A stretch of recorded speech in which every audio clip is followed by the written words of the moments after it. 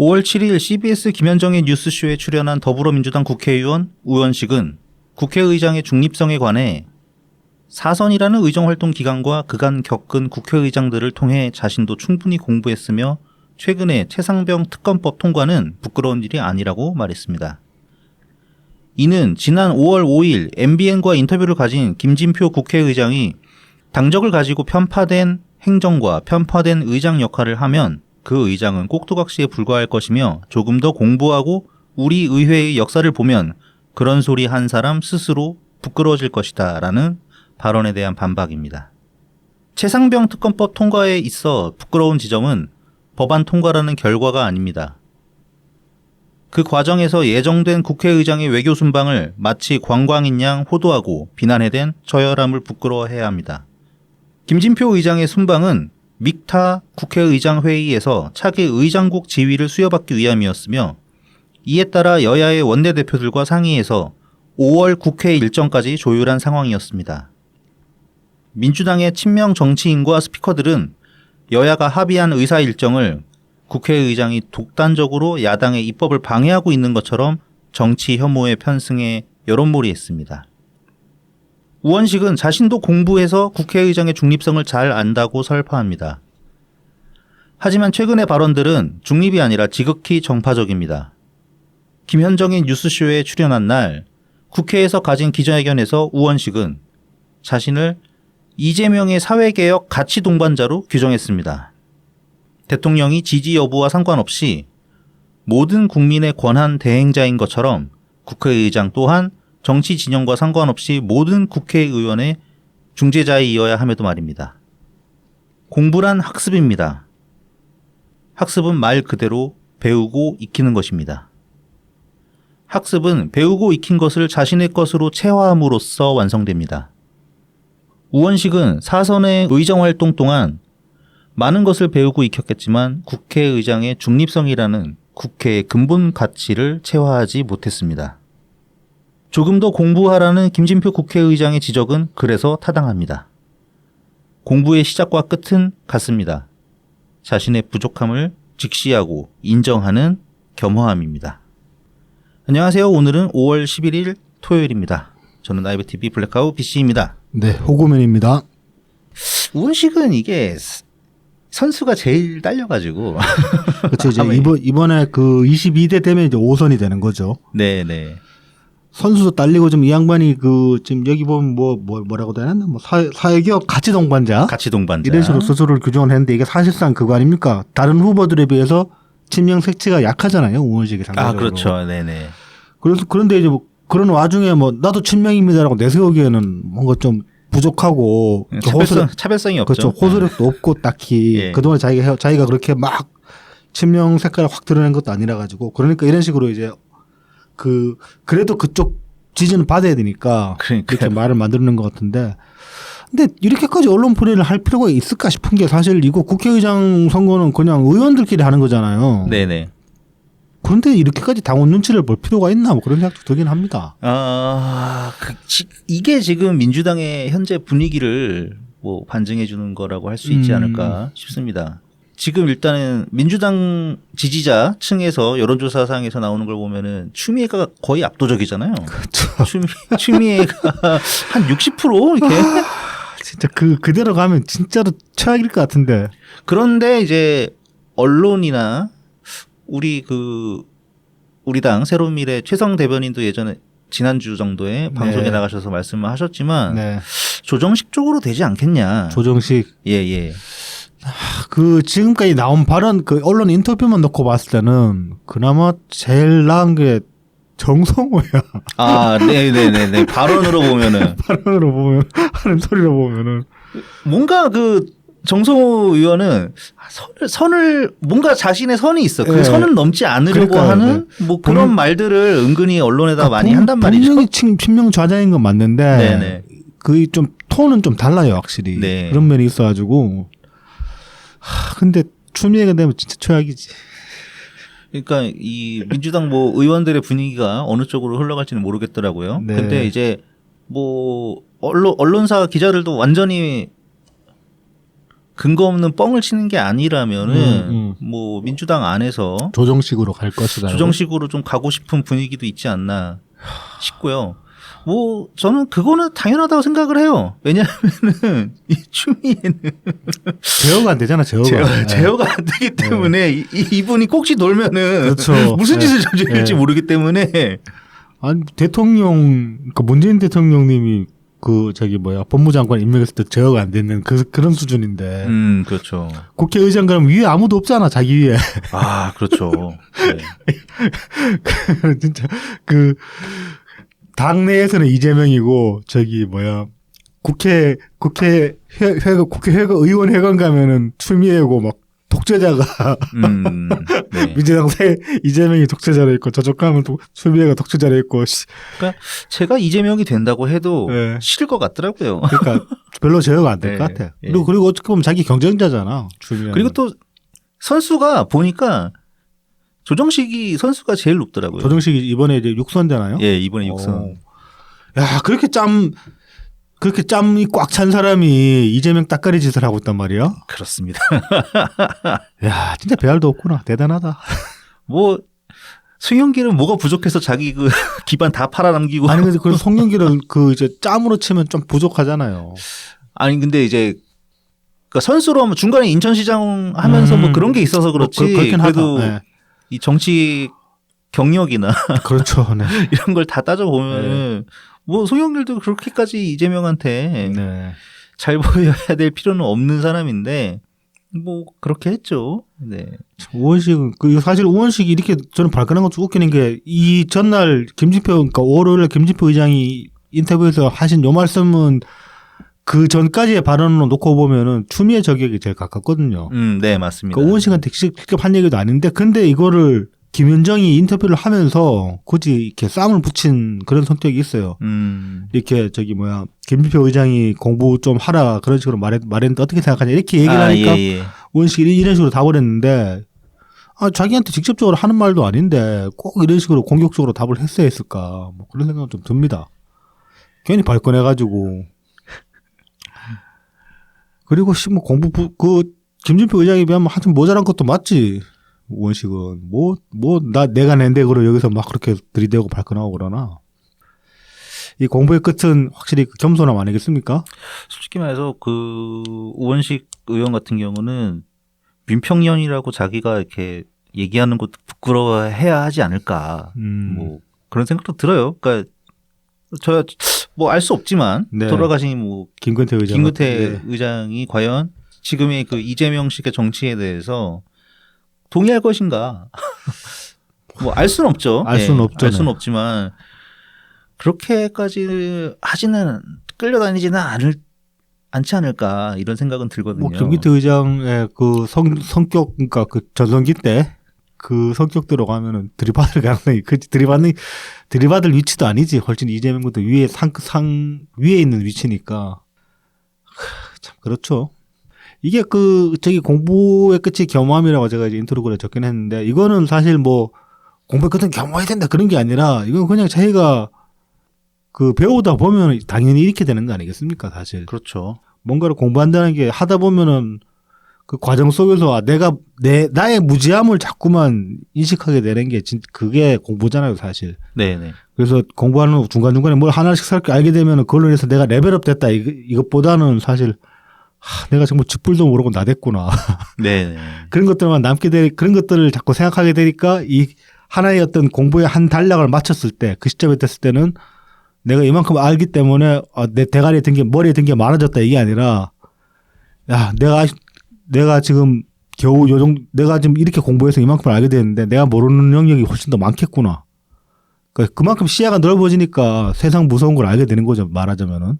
그렇게 되는 게 이제 저는 공부라고 생각하는데 그런 면에서 봐도 우원식은 참 공부하는 티를 팍팍 낸다 이렇게 발끈한다는 거는 그런 생각도 들었습니다. 뭐 민주당에 공부가 모자란 사람이 뭐 한둘이어야 말이죠.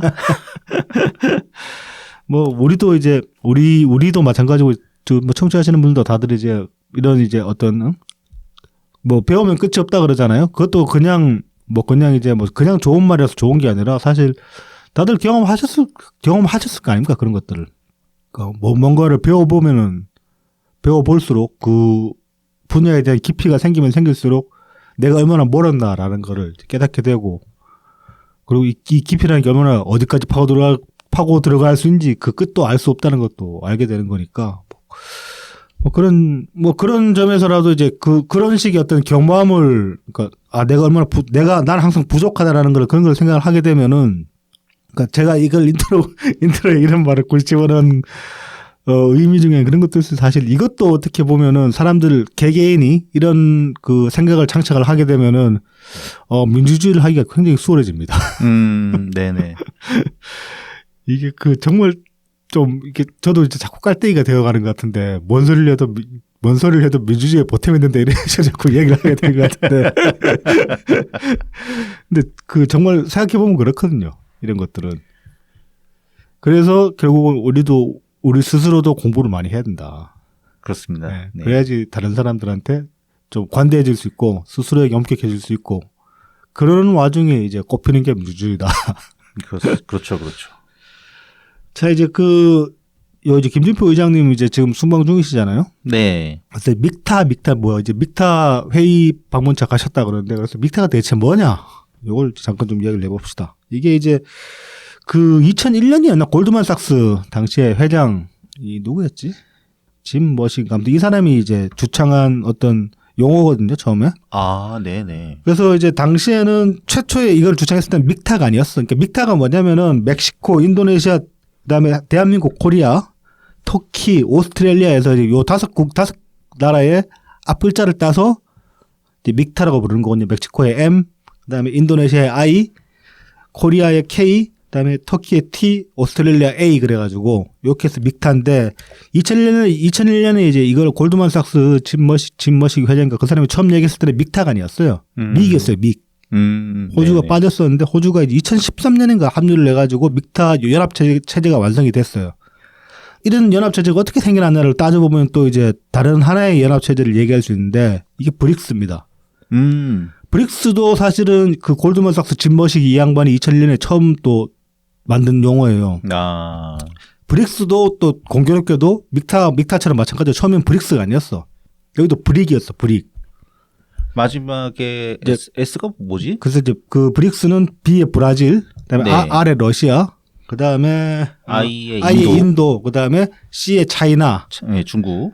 이렇게 네 개였는데 여기도 2010년인가 그 남아프리카 공화국이 합류를 합니다. 아. 그래서 리퍼블릭 오브 사우스 아프리카니까 거기서 네네네. 사우스 아프리카에서 S를 타가지고 브릭스라는 게 생긴 거예요. 그래서 이 협의체가 먼저 생기고 나니까 약간은 이제 이 협의체를 벤치마킹 한 거일 수도 있고 그리고 약간의 견제적인 그런 의미가 그런 성격도 저는 있다고 보거든요. 그래서 이제 브릭스와 비슷한 수준의 어떤 규모의 국가들이 연합체를 이뤄가지고 비슷한 수준의 그 어떤 국제적 영향력을 같이 만들어내 보자. 뭐 그런 차원에서 이제 설립된 그런 어떤 국가연합체고 이게 이제 2013년에 그 처음 이제 유엔에서 이제 결성이 된 유엔 외교 장관 회담에서 발족이 됐는데 이게 이제 그 믹타의 특징이 뭐냐면은 이 회원국들이 다 G20에 들어간 나라들입니다. 그러니까 어느 정도 사는 나라들이에요. 뭐 이제 일반적으로 인도네시아나 멕시코가 그렇게까지 잘 사냐 뭐 그렇게 생각할 수 있는데 경제 규모가 꽤 되죠 여기도. 일단은 네. 멕시코는 꽤 되죠. 네, 다만 이제 이런 국가들이 좀 문제가 되는 게 빈부격차가 네, 크다는 그렇죠. 거. 그래서 이제 일반적인 국민 생활 수준이 그렇게 높지가 않으니까 우리가 이제 인식하기에는 그렇게 잘 사는 나라 아닌 것 같은데라고 생각할 수도 있지만 국가 총생산량으로 따져봤을 때는 여기도 만만치 않은 나라들이다 다들. 이게 멕시코 하면은 항상 그 마피아, 그러니까 걔네 카르텔, 카르텔, 네. 마약 카르텔, 뭐 네. 이런 그다음에 뭐 잔인한 범죄들이나 네, 이런 네. 걸로 이제 좀 유명하긴 하지만 네. 그래도 그 나프타 회원국 아닙니까? 그렇습니다. 그러니까 미국이랑 같이 이제 네. FTA 해가지고 북미 그 자유 경제 무역인가? 네, 맞지. 프리 트레이드. 여기 이제 그 브릭스의 브라질이나 이 믹타의 멕시코나 그 남미 국가들 중에서 좀 위쪽에 붙어 있는 요 나라들은 사실 무시 못하죠. 경제 규모, 네네. 경제 규모나 경제력 같은 것들을. 이게 팬더 기차도 물론 일제 팬더가 있지만 네. 맥펜 맥펜 무시 못하지 않습니까? 맥펜 무시 못하죠. 맥펜. 애들이 이제 은근히 구하기 힘들어 맥펜이. 요즘은 구하기 힘들죠. 옛날에 이제 누가 펜더 갖고 오면은 야 맥펜이냐 이러면은 막 괜히 발끈하고 날 몰라 보고 막 그러면서 USA라고 막. 그렇지. 근데 막 나중에 그 저기 라카칠 뺏겨 보면 맥펜 맞고 막 그래가지고 막 슬퍼하고 그런 경우 나도 본 적 있는 것 같은데. 자, 그래서 이제 아무튼 어느 정도 G20에 들어가는 다들 이제 경제 규모가 나는 국가들이고 또 인구도 또 이제 따져보면은 요 5개 국가를 합쳐보면은 대략 한 5억 규모로 나옵니다, 대략. 그리고 이제 각국의 GDP도 대략 뭐 1조 달러가 넘어가는 수준이라서 5개 국가 합치면 대략 한 5조 달러 수준 그 정도 되는 이제 그런 규모의 국가들이 나올 수 있습니다. 그래서 이제 이것들이 이런 이제 말하자면 좀 삼지대 성격의 이제 국가 협의체들이 생겨나고 있는데 이것들이 지금 서구권 위주의 어떤 국제 정세에서 지금 많이 좀 뭐라고 해야 되나 세력 기반이 좀 이제 여러 가지 형태로 이제 분열되는 그런 양상을 보이고 있잖아요. 네. 그런 차원에서 봐도 이런 믹타 같은 거는 굉장히 우리나라에서도 의미가 크고 중요한 어떤 이제 외교 행보 중에 하나라고 할 수 있는데 이거를 지금 민주당에서 심각하게 폄훼를 한 거죠, 말하자면은. 진짜. 심지어 이게 다음 의장국이기 때문에. 그렇습니다. 네. 한마디로 그거 아닙니까? 올림픽 끝날 때 이제 폐회식 때 되면은 다음 올림픽 성화 받으러 오잖아요. 성화 받으러 다음 개최국에서. 네. 가야 된단 말이야. 이거 우리 어차피 여기서 받아오면 저기 민주당 놈 하나가 또 이제 믹타 의장 되는 거 아니야. 그렇죠. 민주당 출신 국회의장이 되는 건데. 야, 이거를 갖다가 진짜 대책 없는 사람들이다라는 생각밖에 안 들더라고요. 맨날 며칠을 그러니까 이게 이게 알만한 인간들이 그렇게 떠들었잖아요. 민주당 국회의원들이 그런 소리를 했으니까. 심지어 지금 현재 원내대표인 홍익표도 네. 약간 거기 말은 이렇게 심하게는 안 했지만 네. 편성해서 네. 막 김진표 의장님 뭐 안 가시는 게 낫겠다 뭐 이런 식으로. 개새끼들이라니까 진짜로. 홍익표 원내대표가 제일 나빠 보이는 게 말은 그렇게 해도 네. 진짜 나빠 보이는 게 이 일정 협의를 한 사람일 거란 말이죠. 그렇죠. 본인이 협의를 했죠. 아니, 국회 일정을 당연히 양당 원내대표가 합의를 쫙 해가지고 의장이랑 같이 이제 논의해가지고 합의를 보는 건데. 그래서 뭐 다음 회기는 뭐 며칠부터 며칠까지 하면 되겠습니다. 그래서 그러면 나는 뭐 이때 이제 의장님은 이때 이제 다녀오겠다. 네. 뭐 이런 식으로 이렇게 짰을 거 아닙니까? 네. 야, 거기에 대해서 사실 민주당이 그렇게 나오면은 홍익표 원내대표는 그거 말렸어야 되는 사람이에요. 그렇습니다. 수정을 해야 되는 거죠. 예. 사실 그런 게 아니다. 그렇게 얘기를 해줘야 되는데 이건 좀 당원 어떻게 보면 이제 우리는 민주당원이 아니긴 하지만은 이 민주당원들 한 번 더 바보로 만드는 짓거리 아닙니까? 이건 어떻게 보면은 당원들을 얼마나 하찮게 보냐 그렇게 뭐 얘기할 수도 있을 것이고 그다음에 이런 식으로 이렇게 이 앞뒤 안 맞는 소리들을 그냥 의원이라는 작자들이 막 매치해 나가서 그렇게 해버리면은 참 진짜 답이 없어요. 이런 거 보면은 얘네들 어떻게 감당하려고 이러나 싶기도 하고. 와, 진짜 손바닥으로 하늘을 가리지. 그러니까요. 미쳤다는 생각밖에 안 들더라고요. 그러니까 김진표 의장도 얼마나 참 속상하셨을까 그런 생각도 들고 그렇습니다. 아, 진짜 내일 모레면은 그냥 자연인으로 돌아가시는데 네. 와, 마지막까지 진짜 이런 꼬락서니를 그것도 내 친정 집에서. 에휴, 참 진짜 좀 이래저래 말았으면 좋겠는데 그것도 뭐 하나만 하면 소리 딱 공허하다. 네. 뭔가. 그렇습니다.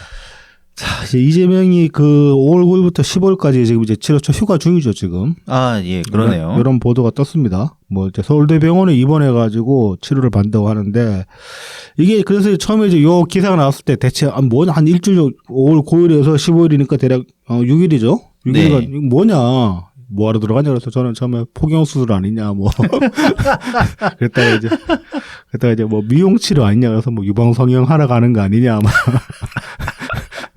그런 얘기도 하고 했었는데 이게 이제 유동규 피셜로 올해 초에 이재명 피습 즈음에 피습 그 사건이 있고 나가지고 유동규 피셜로 이제 이런 얘기가 나온 적이 있어요. 서울로 급히 올라간 게 사실은 다른 이유가 있었다. 그러면서 그때 했던 얘기가 이제 목부위 상처를 입었으니까 거기 이제 머리 부근을 해가지고 CT였나 MRI였나를 촬영을 했는데 거기서 이제 뭐 뭔가가 발견됐다는 거야. 종양 같은 게 발견이 돼가지고 이거를 이제 확인차 급하게 이제 서울로 올라간 거다. 이제 그렇게 얘기를 했었는데 이게 그 당시에 이제 유동규 피셜로 끝났어요. 근데 이제 이런 기사가 뜨고 그 이제 개딸들도 이제 뭐 젠파파 뭐냐 뭐 이제 뭐 중병 걸린 거 아니냐 그런 식의 얘기들이 나오잖아요. 그러니까 이제 저쪽 유튜버들도 이제 요거에 관해서 이제 이야기를 하기 시작한 거예요. 그러면서 이제 대표적으로 이제 이야기한 게 김용민인데 좀 이제 구체적으로 이야기를 합니다. 그래서 이제 하는 얘기가 그 이제 유동규가 그때 했던 얘기랑 비슷한 얘기를 해요. 그때 필습 때 그때 이제 그 촬영을 해봤더니만은 초기에 잡으면은 크게 번지지 않을 병이 발견이 됐다. 그렇게 얘기를 하는 거예요. 그래서 이제 뭐 이제 진행자가 아니 그 좀 구체적으로 병명 얘기해 주면 안 되냐 힌트라도 달라 그러니까 초기에 잡으면 괜찮은 게 뭘까요? 이렇게 얘기를 했는데 그럼 암밖에 없잖아. 그렇죠? 그렇죠. 그럼 뭐 아마도 뭐 갑상선이나 갑상선 하면 남자도 걸리나? 걸릴 수 있죠? 대부분 여자들이 발병을 하지 않나? 갑상선 그런가? 하면 갑상선 질환은 여자들이 발병이 많을 텐데 뭐 아무튼 뭐 이제 아무튼 이제 그런 식의 어떤 암인 것 같은데 그래서 이제 뭐 그거 이제 아직 그렇게 뭐 심각하게 진행된 단계가 아니기 때문에 초기이기 때문에 그냥 잡으면 됐는데 이제 그때 그 1월 달에 필습됐을 때만 해도 곧 선거였기 때문에 좀 냅뒀다가 이제 와서 치료를 하는 거다. 그렇게 이제 뭐 급한 게 아니었기 때문에 지금 이제 치료를 하려고 한다. 그렇게 얘기를 하더라고요. 뭐 이제 뭐 그럴 수도 있다고 칩시다. 근데 이제 이 건에 대해서 이제 좀 저도 좀 빡쳤고 이제 뭐 SNS를 보면 비슷하게 이제 좀 분노하시는 분들이 있는데 분노하게 되는 지점이 이런 거예요. 이게 이제 그 뭐 5월 7일 날 머니투데이 보도를 하나를 봅시다. 제목이 이래요. 한시 급한 췌장암인데 병원서 퇴짜. 공포의 5월 보내고 있다. 울분.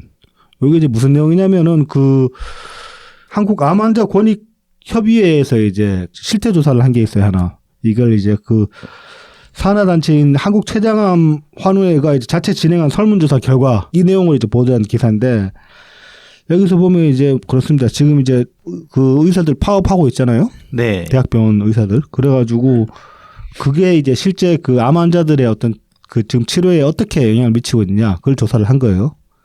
보면은 전체 환자의 60% 정도가 실질적인 피해를 보고 있다고 이제 응답을 했다고 합니다. 뭐 이제 정상 진료를 받은 환자는 10명 중에 서너 명, 뭐 한 35% 정도라고 칩시다. 그 정도는 이제 정상 진료를 받았는데 나머지 정상 진료를 못 받고 있다. 그래서 이제 뭐 구체적인 사례들을 보면은 외래 지연이 34명, 항암 1주 지연 11명, 항암 2주 지연 11명 등을 포함해가지고 이제 기존처럼 이제 항암 치료 받으려면 뭐 한 3, 4씩 입원을 하잖아요. 약물 치료 받고 하면은. 그 입원 항암이 아니고 가방 항암 그래가지고 이걸 이제 가방을 싸고 다니면서 직접 관리하는 걸 가방 항암이라고 한다고 합니다. 네네. 그래서 원래는 이제 입원 항암으로 치료를 받던 환자였는데 여건이 안 되니까 뭐 이제 가방 항암으로 말하자면 출퇴근 치료겠죠 이거는. 네네. 통근 치료로 변경된 경우들이 굉장히 많다고 합니다. 이렇게 변경된 경우가 22명 정도가 됐다고 합니다. 조사 결과에는. 그리고 또 이제 여기서 더 이제 문제되는 게 이게 신규 환자들은 아예 치료를 거부를 당하고 있대요 지금. 그래서 이제 뭐 상급 종합병원 동네 병원에서 일단 진단을 받고 상급 종합병원으로 넘어갔는데 종합병원에서 진료받지 못한 7건의 사례를 포함해서 신규 환자 진료 거부는 총 22건이라고 합니다. 네. 그러니까 지금 이제 암 확정을 받았는데 치료를 못 받고 있는 실정인 거예요.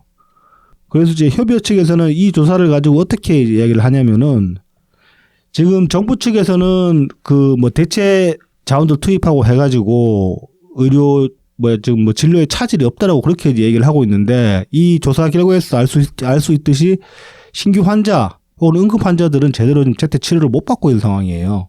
네네.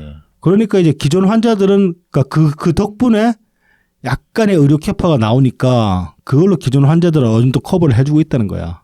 그래서 그거 가지고 마치 의료가 정상적으로 돌아가고 있는 것처럼 정부는 호도를 하고 있다. 정부뿐만이 아니라 심지어 이제 의료계 병원 쪽에서도. 네. 네. 왜냐면 병원은 이제 파업하고 있는데 그래도 네. 뭐 필수 인력은 뭐 돌아가고 있다. 네. 뭐 이런 식으로 네. 선전을 하고 있으니까요. 그래서 이제 이게 지금 뭐 신규 환자들 같은 경우도 원래 이제 암 치료를 지속적으로 받으신 분들 그 커뮤니티 같은 게 형성되잖아요. 아, 그렇죠. 네. 그쪽 커뮤니티에서 이제 뭐 어디 진료 보더라 이런 식의 정보들이 있을 거 아닙니까?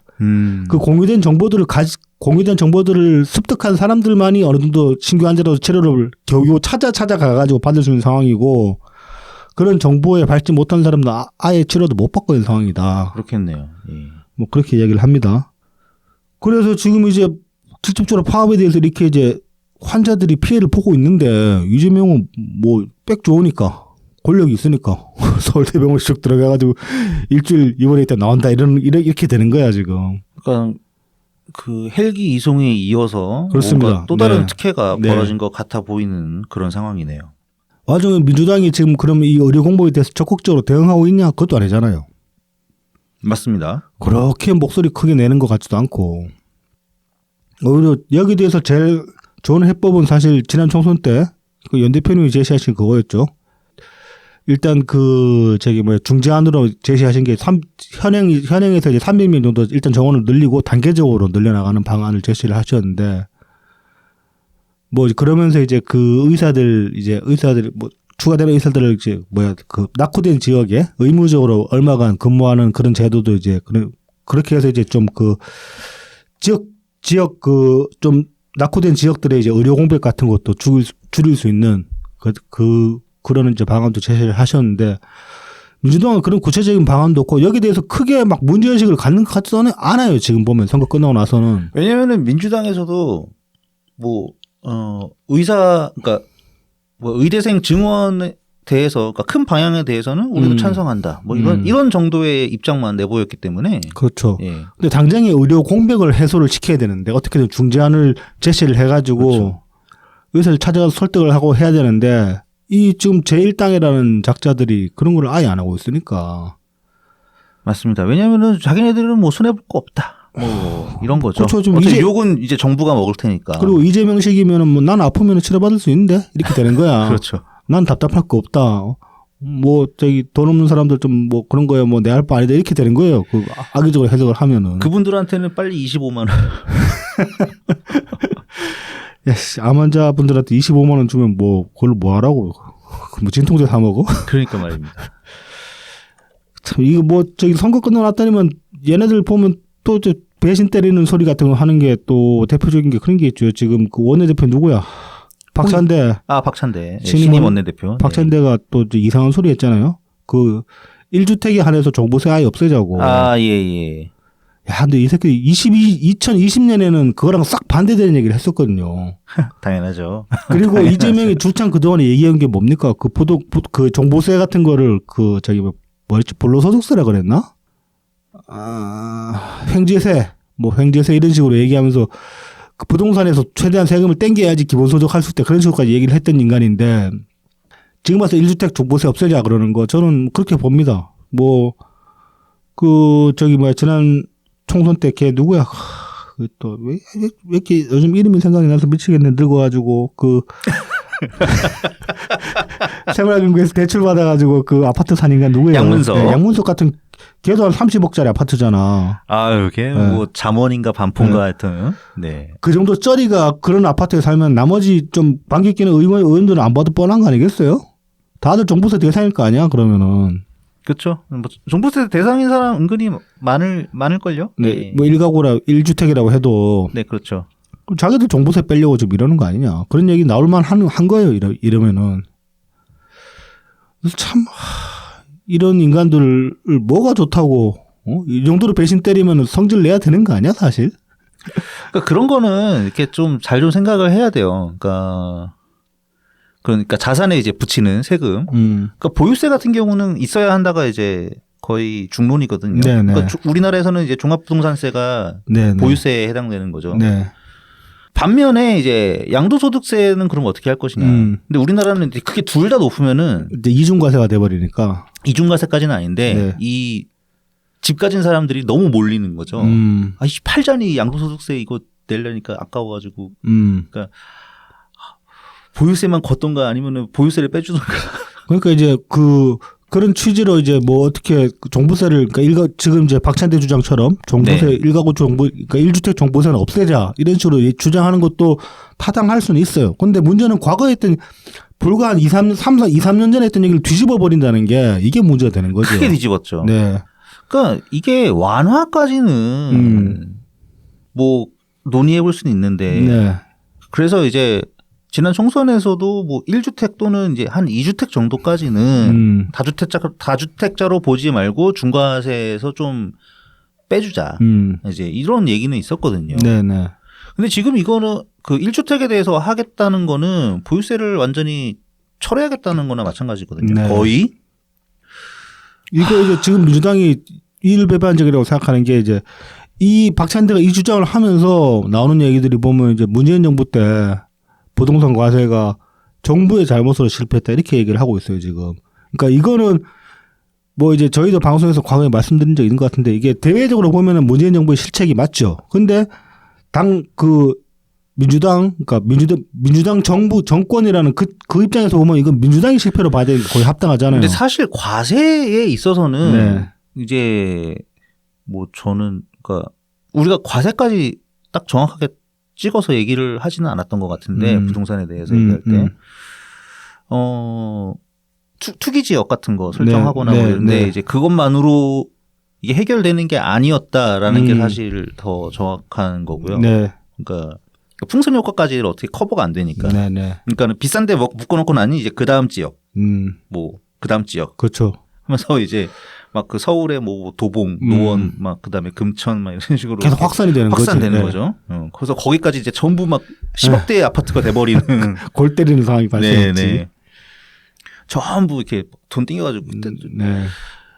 문재인 정부 때 부동산 정책에서 아쉬웠던 거는 타이밍 이 드석드석 할 때 그냥 그때 대출 확 쪼여버렸어야 되는데 이게 쪼일 수가 없었다. 뭐 그리고 그러니까 이제 못했다 아니면 안 했다 네. 뭐 하여튼 그런 식으로 약간 그런 거에 있어서 실기한 그게 아쉬웠다. 이제 그런 부분이고 사실 과세에 있어서는 모르겠어요. 그렇게 큰 방향으로서는 잘못되지는 않았거든요.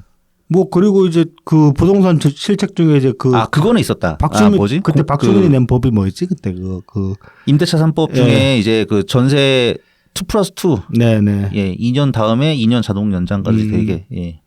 그런 것들도 사실 상당히 데미지를 크게 줬잖아. 그렇죠.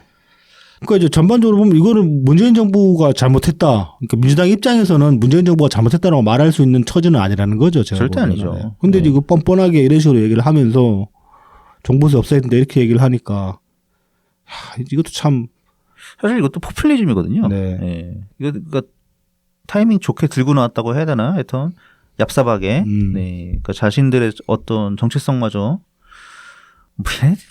정체성 얘기하니까 웃기긴 한다. 정체성이라는 게 없지.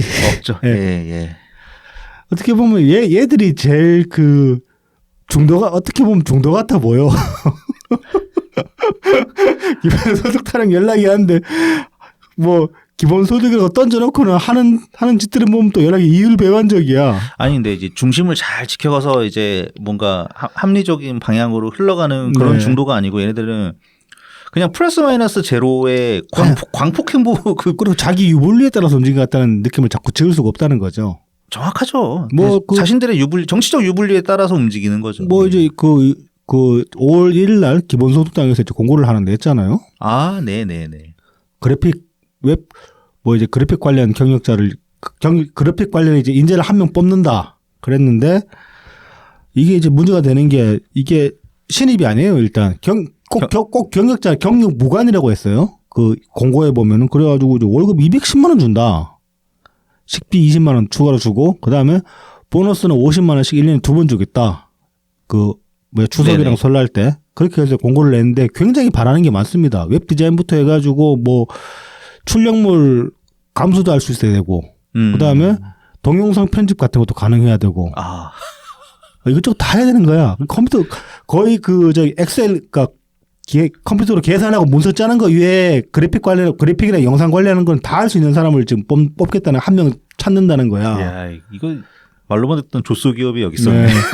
그래서 그래서 그 월급 210만 원이라는 게 과연 타당한 월급 210만 원이면은 그 실수령액은 한 190에서 195만 원 정도 나오잖아요. 이것저것 떼고 하면은 너무 짜다. 근데 과연 이게 타당한가? 그래서 이제 좀 그쪽 업계 시세를 좀 찾아봤거든요.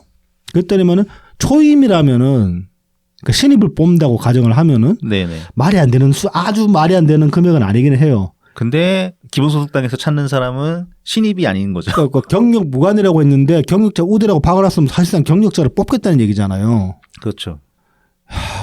참 이게 그 다른 분들이 계산해 주신 거 보니까는 네. 간신히 최저임금 수준을 네, 최저임금 아주 간당간당한 수준이죠. 약간 네. 넘는. 그리고 기본소득당은 계속 최저임금 10,000원 이상을 올려야 된다고 그러는데 지금 아직까지 10,000원 못 넘었잖아요. 9,000 몇백 원 수준이잖아 지금. 예전에 정의당이었던 것으로 제가 기억을 합니다만 네. 정의당에서도 이렇게 무슨 당직자라던가 이런 걸 네. 뽑을 때 네. 그 급여를 지급하는 수준이 그때 당시에 최저임금 정도 수준이었던 걸로. 거기 신입이면 모르겠다. 혹시나. 하여튼 그래서 그때 저도 아마 좀 이렇게 막 RT하면서 많이 까랬던 것 같은데 네. 하여튼 입진보다. 예. 그렇죠. 이제 본인들도 스스로 주장하자면 최저임금 말 그대로 최저임금이지 거기에 맞춰서 돈을 주라는 소리가 아니다라고 스스로들 얘기를 하면서 자기들도 사람 뽑을 때 이따위로 뽑으면 어떡하냐고. 그렇죠. 더구나 여기는 지금 굉장히 바라는 게 많아 보이는데 한 사람한테. 참, 그래서 이런 것들도 어떻게 보면 선거 끝나고 났더니만은 이제 와서 이제 또 딴소리 하는 거, 자기 윤리에 따라가지고 딴소리 하는 거 아닌가. 뭐 그런 생각도 들고 그렇습니다. 요즘 잘 나가는 유튜버들 편집자 뽑을 때 보면 장난 아닙니다. 네. 뭐 4대 보험에 뭐에 그러니까, 해가지고 예. 뭐 물론 임금 협의라고 돼 있지만 거기 굴러가는 수준이 또 장난이 아니거든요. 그렇죠. 근데 거기 또 그만큼 돈이 굴러가는 거기도 하고 편집자의 역량에 따라서 또 네네. 수입이 크게 확 바뀌기도 하니까 이제 뭐 그럴 수도 있겠지. 그래서 참, 선거 끝나왔더니만 얘네들 입 닦는 모양새가 참 우습다. 짜증나고 뭐 그런 생각도 듭니다. 이번 주에 이제 이건 좀, 저는 이제 사실 이런 식의 좀, 이런 식의 죽음이라고 해야 되나? 이런 것들은 좀 그렇게 이제 좀 무겁게 생각하지 않는 편이긴 한데, 근데 어쨌든 사람이 죽었기 때문에 이걸 가볍게 다룰 이야기는 아닌 것 같은데 또 그렇다고 무겁게 다루기에는 좀 그래요. 사건 성격이. 그래서 이제 뭐 한번 이야기를 해보고 싶은데, 다들 이제 만약에 보셨을 유튜버 피습 사건 이야기를 좀 해봅시다. 여기 이제 그 5월 9일 오전 10시경에 부산 법원 앞에서 일어난 일이에요, 이게. 법원 앞에서 칼부림이 난 거야. 이게 이제 그 가해자가 유튜버 불암산적2라는 유튜버고, 그 다음에 피해자가 조똘TV라는 유튜버예요. 두 사람 다 50대인데, 이제 그 50대고 이제 뭐 일상 유튜버라고 그러는데, 그 불암산적2는 자기 스스로 말하기엔 자기가 전직 조폭이었다. 그리고 가해자. 예, 가해자. 그리고 뭐 실제로 그 방송 콘텐츠 중에 보면 뭐 그런 얘기들도 하고, 부산의 조폭 두목이랑 뭐 친구다 뭐 그런 얘기도 하고 그런다고 그러는데, 그래서 뭐 그 조폭 이력을 많이 과시하는 그런 내용들이 많았고, 방송 콘텐츠에 뭐 그래서 주로 이제 몸자랑 아니면은 뭐 운동하는 거 그런 거를 많이 보여주는 일상 유튜버였다고 합니다. 그래서 이 불암산적은 그 부산에 거주하고 있었고, 그다음에 이 조똘TV라는 유튜버는 경기도 어디라는 것 같은데, 그래서 뭐 거리도 가까운 것도 아니야. 근데 네, 이 사람들이 이 두 사람이 한 3년 동안 싸웠어요. 근데 유튜브 상에서. 진짜 오래 싸웠네. 네.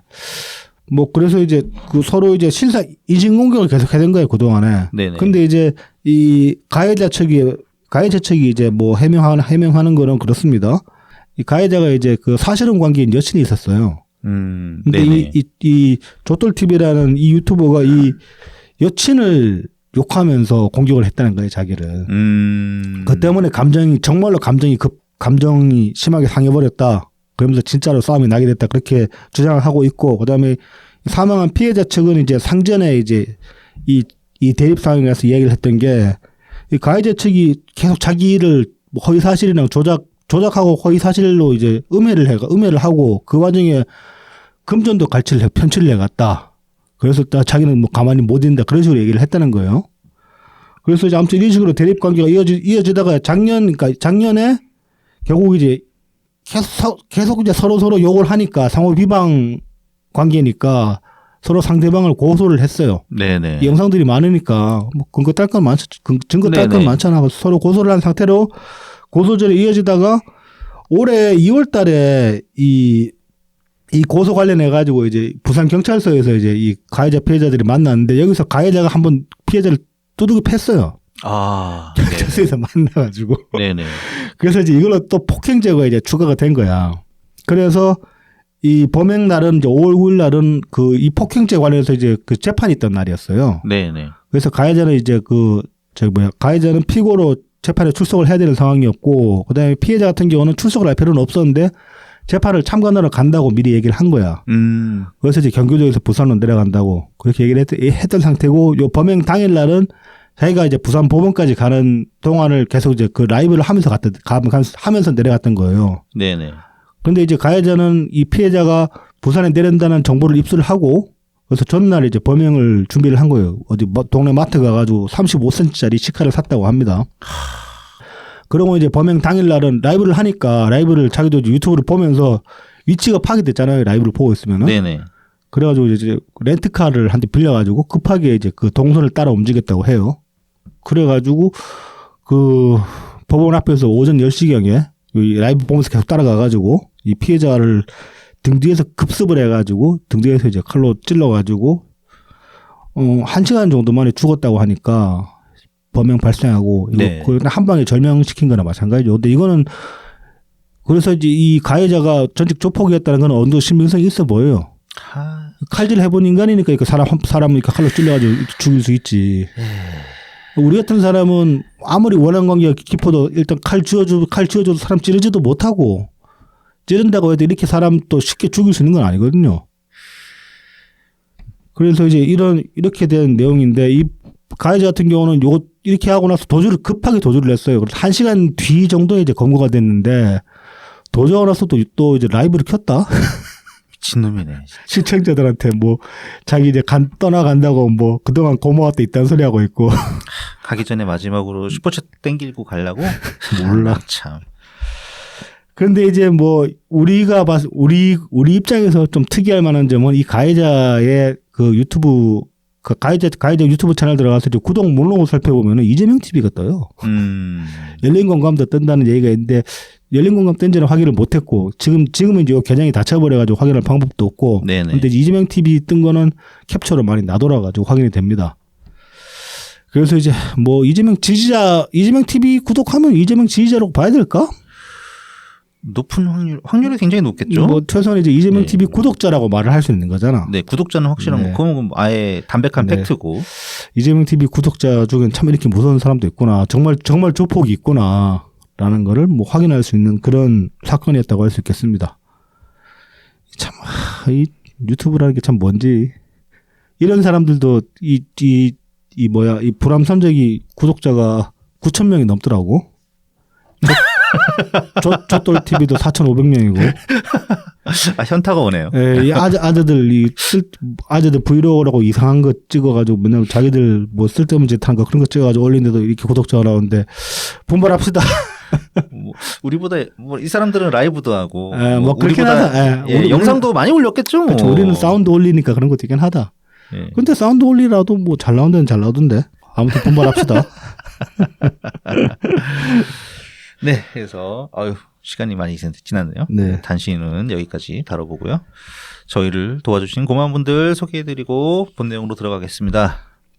후원 계좌를 통해서 엑스친 S님, 김치찌개 탐을 낸 판깨라님, 루트님, 웰컴퓨터님 후원해 주셨습니다. 네, 감사합니다. 감사합니다. 판깨라님은 제가 주중에 언제였지? 한 번에 아침에 김치를 먹으려고 그러니까 김치가 딱 적당히 식었길래 오늘 김치찌개 해 먹어야지. 그리고 트윗에 글을 썼더니만은 막 이렇게 막 굉장히 탐내는 짤을 올리셨길래 아니 빼다 먹을 게 없어가지고 독거노인 김치찌개를 탐을 내면 어떡하냐고 그렇게 이제 썼더니만은 이렇게 이제 후원을 해주셨네요. 감사합니다. 네, 다음은 제공입니다. 웰컴퓨터입니다. 부산 4하고 낙동대로 323번 길의 6, 4하역 2번 출구 앞에 있습니다. 070-8742-9595, 051-271-0066, 010-8691-0079번입니다. 트위터에서 웰컴퓨터, 인스타그램, 페이스북, 네이버 블로그에서 웰컴퓨터 @AIRSEE 숫자 12 웰컴퓨터 0079로 검색해 주시면 됩니다. 오랜 조립 경험을 바탕으로 최적의 견적을 구성해 드립니다. 사무용은 물론이고 게이밍, 딥러닝용 같은 최고 사양의 PC까지 조립해 드리고 있습니다. 다나와 최저가 가격으로 만나보는 웰컴퓨터의 견적을 지금 확인해 보시기 바랍니다. 전국 어디든 안전 포장으로 배송해 드리고 있습니다. 혹시라도 AS가 필요하시면 언제든지 웰컴퓨터로 연락을 주시기 바랍니다. 안전 배송에 사용해 드리는 박스를 미리 보내드리니까요. 그 박스에 고장난 컴퓨터를 넣어서 웰컴퓨터로 보내주시면 편하게 AS를 받으실 수가 있습니다. 유튜브 웰컴퓨터 채널을 통해서 연락을 주시면 사은품도 별도로 챙겨드리니까 꼭 말씀해 주시기 바랍니다.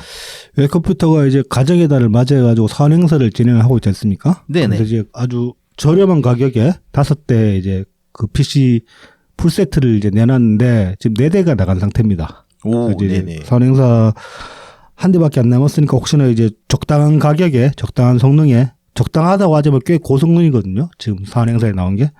그러니까 웬만한 게임 돌아가는 수준이니까 혹시 이제 컴퓨터 구매하실 의향이 있으신 분들은 한 대 남았으니까 서두르셔서 네. 막타 치시기 바라겠습니다. 근데 뭐 사장님 트위터 글 보니까 이렇게 사은 행사를 했는데 사은품 PC보다 그냥 일반 PC 조립해가지고 사시는 분들이 많이 늘었다. 뭐 그렇게 말씀을 하시는데 제가 보기에 이 신입 사원의 영향이 상당한 것 같습니다. 네네. 그 블로그에 글을 올리시는데 호응도 상당히 괜찮고 기존에 그 이제 웰컴퓨터 사장님이 이제 확장 이전하기 전까지만 혼자 하셨으니까 이제 여유가 안 돼가지고 못 하셨던 그런 컨텐츠들을 블로그에서 많이 내놓고 있거든요. 그러니까 조립 컴퓨터 리뷰 같은 것도 훨씬 또 이제 상세하게 올리는 것도 있고 그리고 이제 최근에는 이제 웰컴퓨터에서 주로 이제 많이 나가는 부품들 리뷰도 하기 시작했더라고요.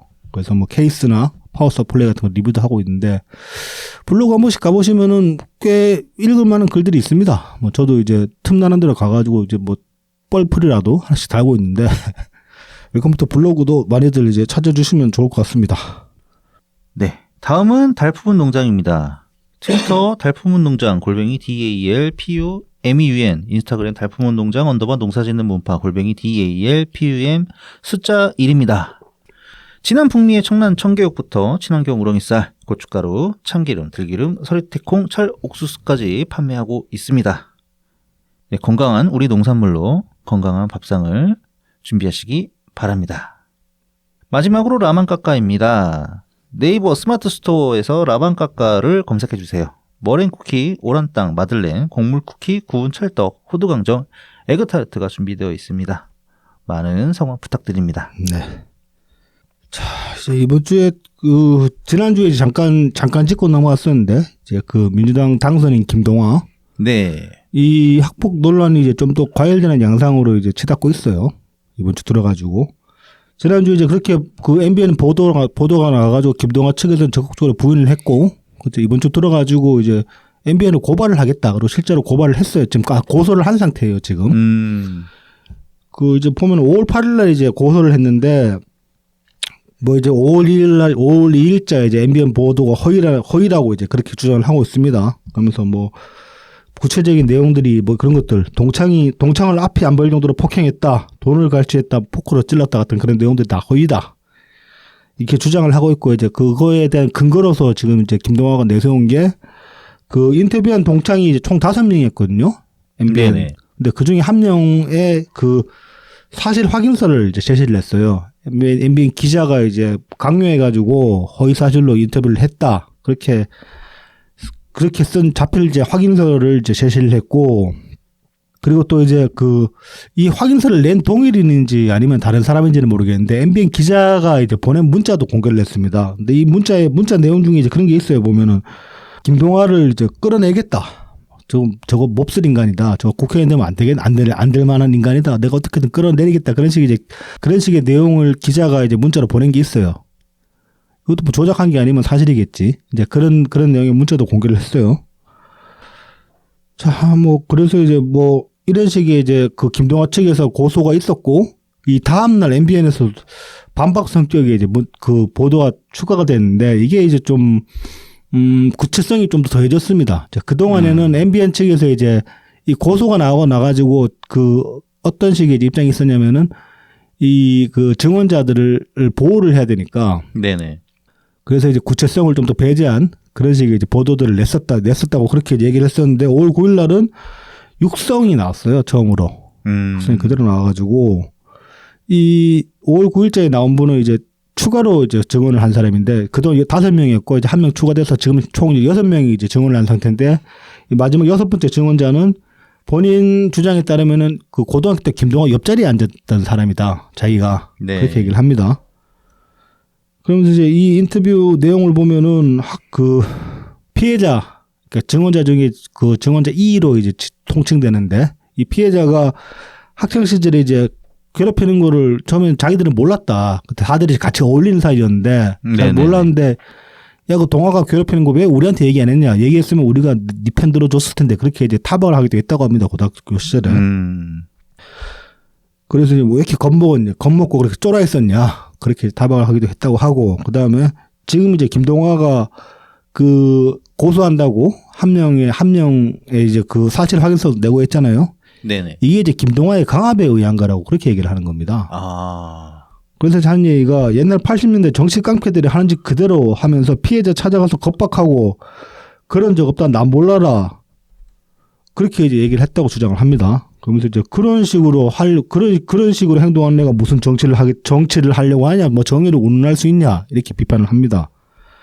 그러면서 이미 이제 김동아가 돌이킬 수 없는 강을 걷는 것 같은데 그래도 정치 정말로 할 생각이 있으면은 여기서 결자 해지해야 된다. 그러니까 진실되게 사과를 해야지 다음 스텝으로 넘어갈 수 있지 않겠냐 이제 그렇게 얘기를 합니다.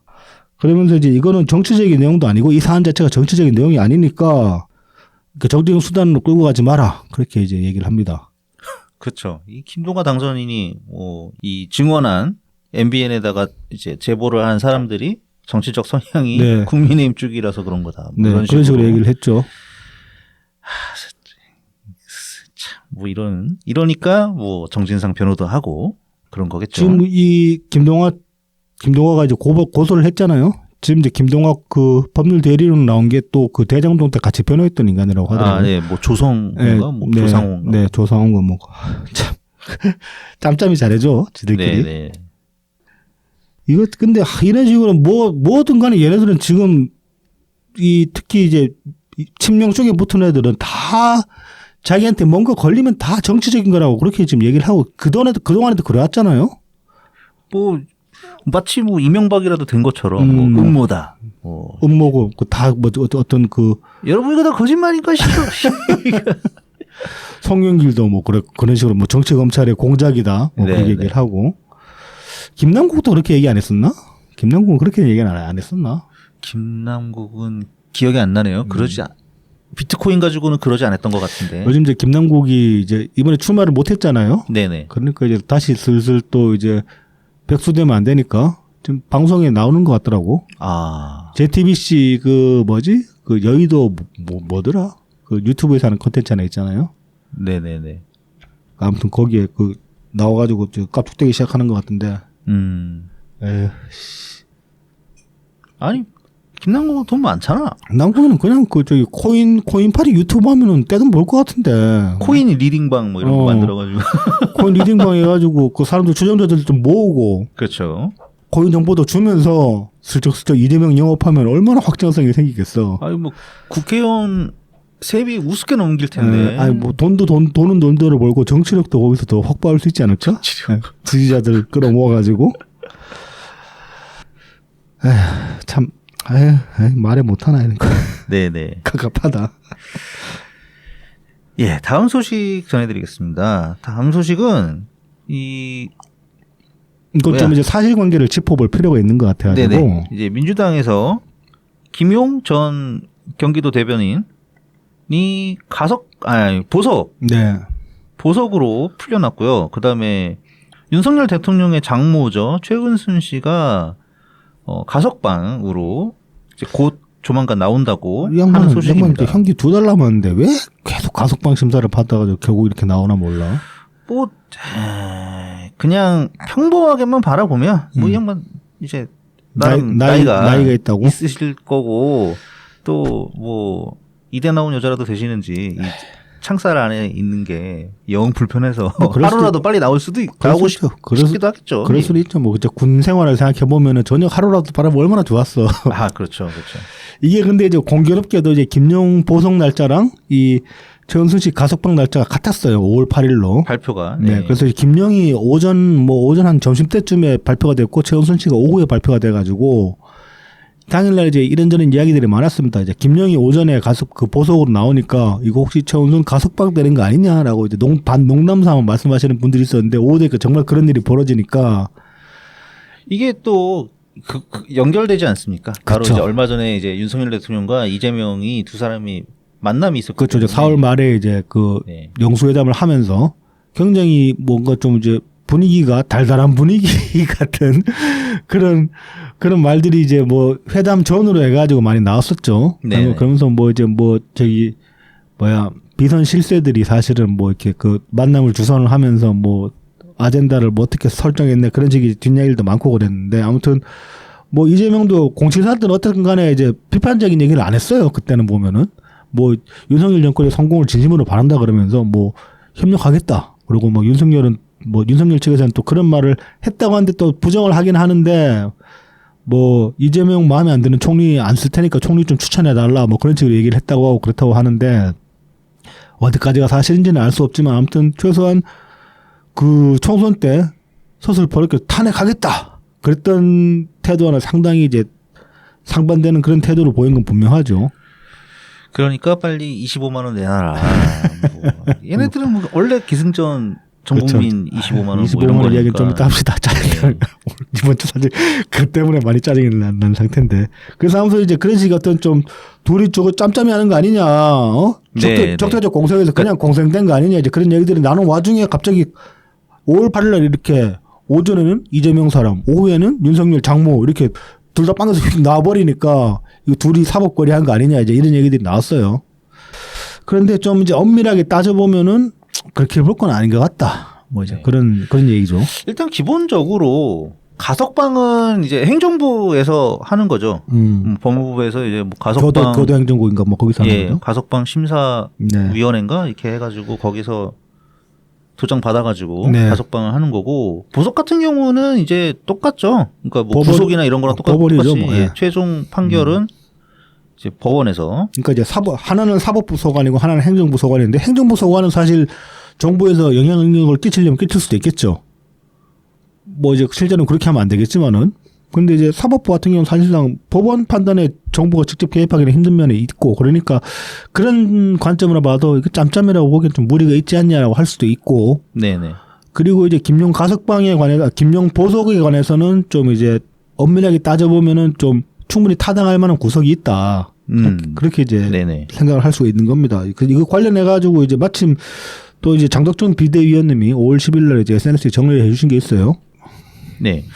이게 이제 조선일보와 뉴시스의 기사로 나왔다고 하는데요. 네네. 그러니까 보통 이제 항소심 구속 기간이 6개월입니다. 그래서 김용 같은 경우는 지금 한 달 정도 남았다 그러죠. 네, 거의 다 됐다. 네. 네. 그 영장 효력이 이제 조만간 곧 그 소멸이 되기 때문에 뭐 그때 되면은 그냥 아무런 조건 없이 그냥 그렇죠. 만기면은 그냥 나오는 거죠. 네. 해줘야 되는데 지금 보석으로 해정으로써 이제 여러 가지 뭐 주거 제한이라던가 그렇죠. 뭐 연락을 제한을 한다든지 접근 제한 같은 거를 걸 수가 있는 거죠. 네. 그리고 이제 뭐 전자장치 부착도 발찌도 그렇죠. 네. 예. 그래서 이런 이제 조건을 달아서 내보내는 거기 때문에 어디서 만기가 돼서 나오는 것보다 오히려 훨씬 좋다. 김용한테는 불리하다. 그렇죠. 관리가 용이할 수 있다는 거죠. 네네. 그래서 이 기사 나온 내용을 또 보면은 보석을 하더라도 만기가 한 달 가량 남은 시점에 하는 것은 특혜라는 의견도 있는데 이거는 이제 실무적인 문제라고 합니다. 그러니까 만기가 너무 꽉 차가지고 보석을 하게 되면은 나중에 혹시라도 필요할 경우에 재구속할 때 문제가 생길 수 있다. 네. 네, 이게 이제 법원 설명입니다. 그러니까 이제 만기를 그러니까 실제 그 구속 기한을 얼마 남겨주지 않은 상태에서 보석을 만약에 허가를 해버리면은 그 상황에서 그 보석 조건을 어겼을 때는 다시 재구속을 하게 되잖아요. 근데 이렇게 재구속을 했을 경우에 굉장히 좀 저기 사법 절차에 있어가지고서 좀 이제 좀 애매하게 빡세게 되는 그런 케이스들이 있다는 겁니다.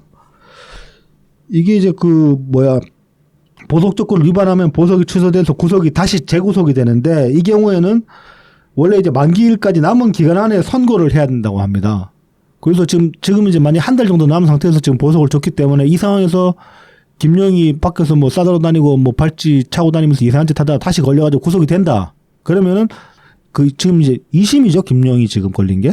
항소심, 예. 그러니까 2심 선고까지 한 달의 기한이 남는 건데 만약에 지금 시점 이후에 보석을 허가를 해버리면 그만큼 그 선고를 해야 될 기간이 줄어드니까 선고하기가 빡세진다는 거죠. 그 안에 법원이 판단은 기회 경영이 촉박한 상태로 재판을 진행을 해야 된다는 거죠. 근데 어떻게 보면 이거는 악용할 수도 있는 거지. 좀 저희 구치소에 사는 거 버틸 수 있으면 나 같아도 한 열흘이나 일주일 남겨놓고 갑자기 휙 나와가지고 그 보석 신청해가지고 나와가지고 그러니까 그 점은 그러니까 또 좀 이상한 점이긴 해요. 오히려 본인을 왜 스스로 더 불리하게 만드는 건지. 네. 뭐 그만큼 구치소인 게 싫어서 그런 거겠지 뭐. 아니 근데 그 변호사들을 붙어 있는 애들이 있을 거 아닙니까? 이제 그런 애들이 이제 좀만 더 계기다 나오세요. 뭐 이러면 더 유리합니다. 뭐 이런 거. 하루라도 더 있으면은 다 풀어버릴 것 같아. 막 그런 거 아니야? 그랬나? 어쨌든 뭐 왜 그런지 모르겠는데 네. 마치 김용은 이러고 이랬다고 합니다. 마치 무죄 받은 것처럼 네, 막 네. 발언을 세게 하고 다닌다고 하네요. 네. 근데 이제 장덕천 비대위원님 말씀으로는 1심 재판 결과를 이렇게 계속 살펴보았는데 1심 재판부가 굉장히 신중하게 판결을 내렸다고 네. 합니다. 네. 그래서 1심 그 실형을 받은 피고인이 저렇게 세게 나오는 게 좀 이해하기가 힘들다. 뭐 믿는 구석이 있는 건지 그러니까요. 아니면 그냥 진짜 미쳐 날뛰는 건지 지금 이제 보석으로 나왔잖아요. 네네. 근데 마치 무죄 선고 받은 것처럼 그렇게 지금 떠들고 다니거든요. 그러니까요. 꼴랑 구속 주제. 그러니까 좀 정신 나간 것 같긴 해. 여러모로 보면은 이상한 사람입니다. 이재명이 대통령 될 거라고 믿는 건지 뭐 어떤 건지 모르겠는데. 자, 그래서 요것들을 이제 요거를 제가 이번 주에 굳이 짚는 거는 이걸 이제 우리의 그동안의 어떤 관점으로 보면 약간 피해의식적인 그런 관점으로 보면 이거 그냥 윤석열이 짬짬이 해가지고 이재명은 짬짬이해서 내보낸 거 아니냐. 이렇게 생각하기가 쉬운데. 그러니까 뭐 예를 들어서 뭐 이런 거죠. 막 뭐 나 좀 편히 좀 봐주면 탄핵은 내가 안 할게 뭐 이런 식으로. 네.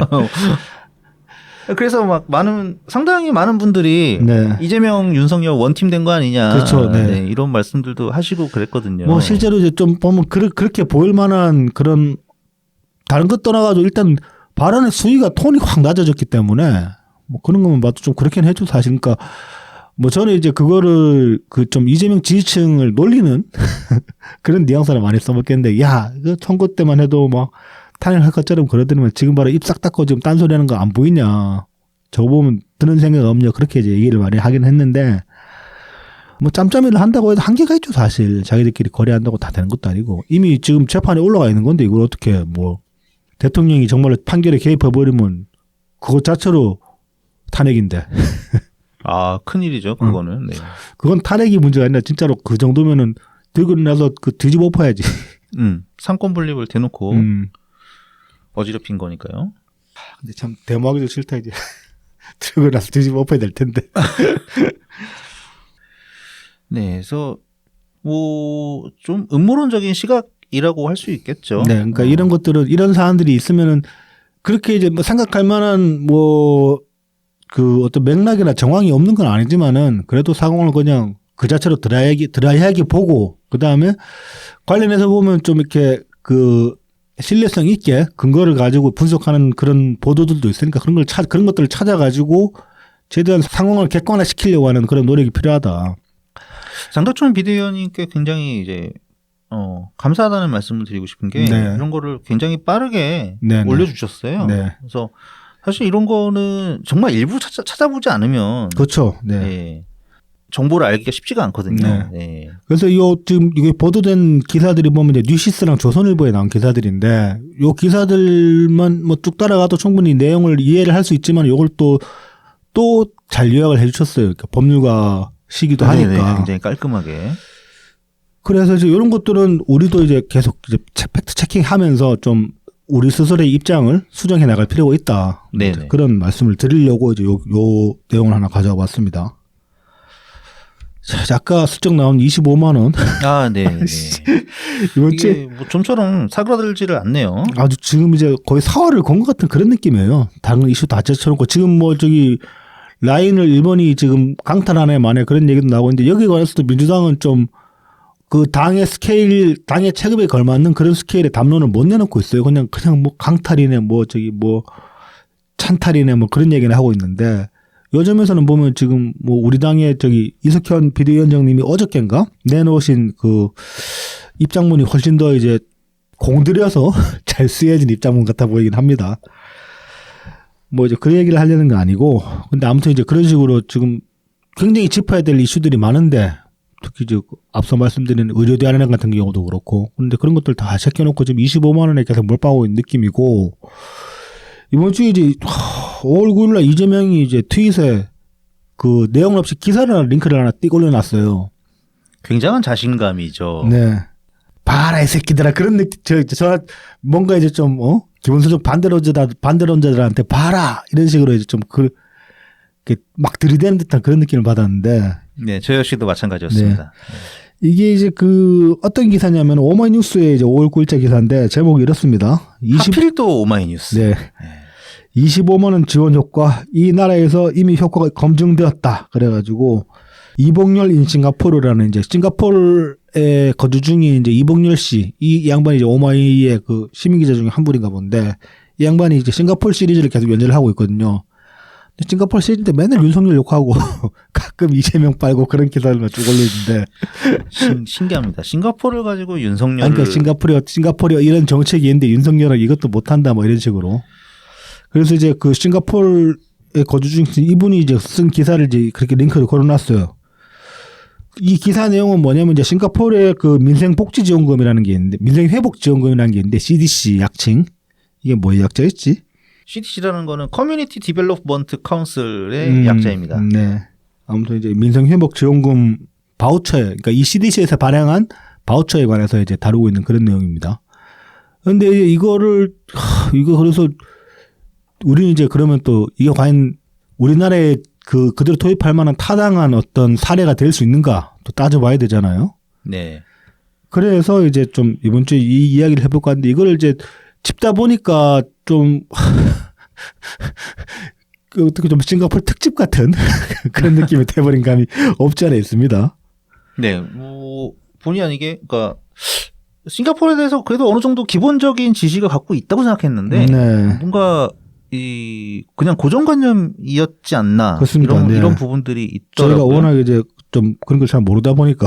네. 아니 근데 그리고 막상 이렇게 정보를 찾으려고 하다 보니까 네. 싱가포르에 대한 데이터가 네. 구하기가 생각보다 어렵더라고요.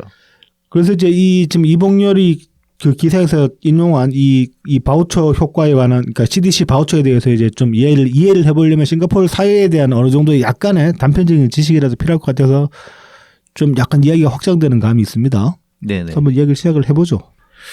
네, 일단 이 CDC 바우처라는 거는 2021년부터 지급이 되기 시작했습니다. 네. 한창 이제 코로나 기간이겠죠. 싱가포르도 굉장히 강력하게 그 거리두기 식으로 네. 그 국민들의 이동을 네네. 통제를 했다는 것 같고요. 네. 그래서 그거에 대한 약간의 보상에 가까운 개념으로 이 CDC 바우처라는 것을 지급을 하게 됐습니다. 네. 초기 규모는 이제 여기는 한 사람 개인으로 주는 게 아니고 가구 네. 네. 단위로 네. 지급을 했고요. 처음에는 그러니까 우리나라 돈으로 하면은 뭐 한 10만 원 정도입니다. 그러니까 100 싱가포르 달러, 100달러로 정도를 지급을 했었고 이거를 2022년까지 같은 규모로 합니다. 네. 그래서 거기에 대한 이제 무슨 효과가 있었나? 이제 그거에 대해서 이 CDC 이건 CDC가 아니구나. 이거는 우리나라로 치면은 산업부인가 보다. 네.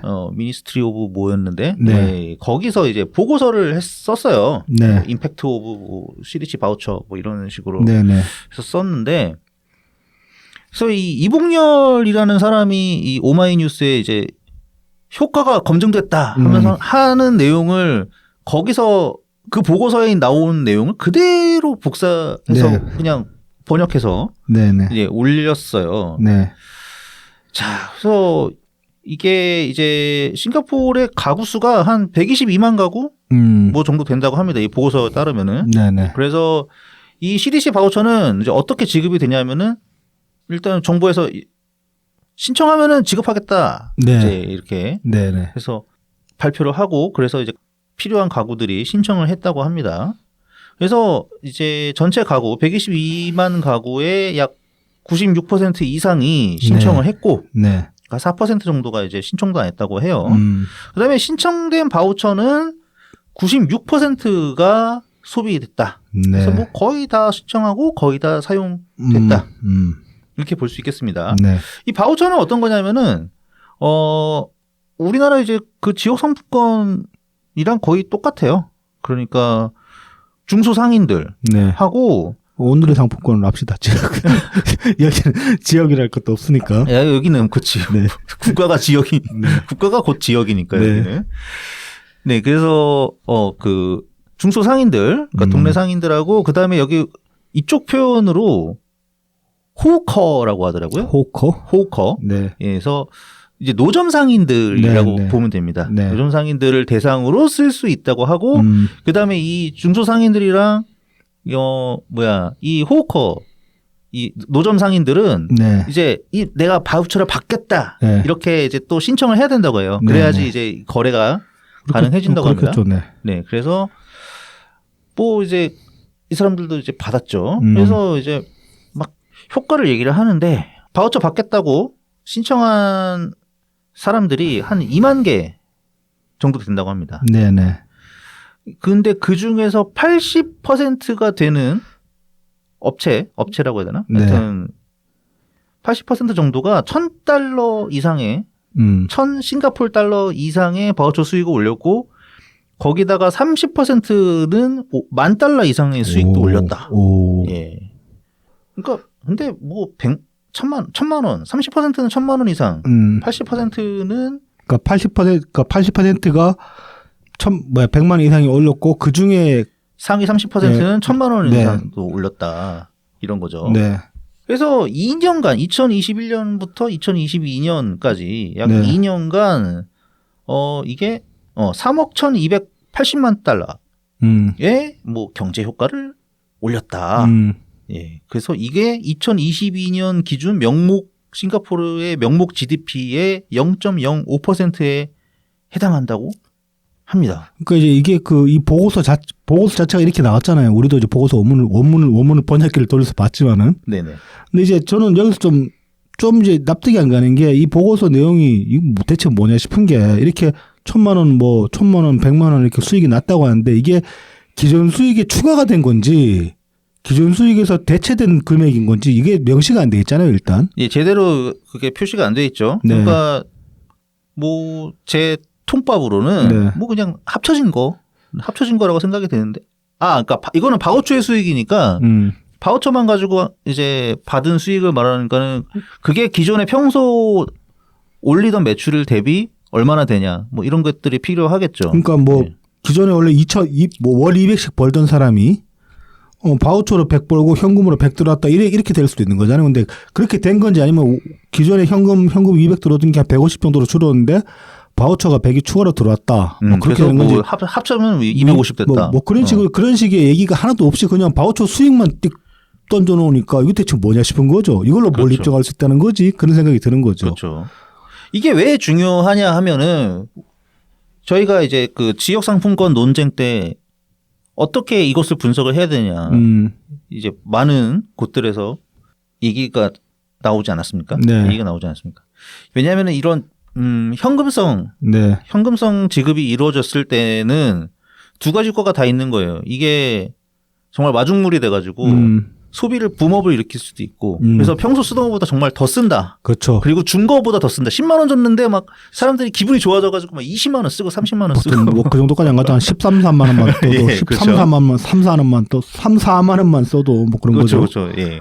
그러니까 그런 식이 되느냐 아니면은 우리가 현금 대체 효과라고 하죠. 그렇죠. 네. 그래서 원래 내가 현금으로 쓰던 게 있는데 이게 들어왔으니까 얘로 쓰고 현금은 뭐 좀 짱 박아야겠다. 그러니까 원래 이제 20만 원 쓰던 사람인데 그 10만 원 받으니까 10만 원 상품권 받으니까 그러면은 원래 쓰던 20만 원에서 10만 원을 떼가지고 뭐 통장에 박아두든지 네네. 아니면은 뭐 이제 뭐 주식을 사든가 주식을 사든지 아니면은 뭐 평소에 이제 그 눈여겨 봤는데 못 사고 있었던 좀 쓸데없는 걸 산다든지 네네. 뭐 피규어를 산다든지 뭐 이제 그럴 수 있는 거죠. 네네. 그 이제 그런 식으로 따져봤을 때 승수 효과를 확인할 수가 있는데 지금 이 싱가포르에서 보여준 보고서만 가지고는 그런 내용을 알 수가 없단 말이죠. 그러니까 이제 아니면은 뭐 이제 기존 그 매출액을 유지를 했다고 그러면은 이 바우처가 지급되기 전에 기존 매출액에서 얼마나 줄었는데 이 바우처를 지급하면서 그 시점부터 매출액이 얼마만큼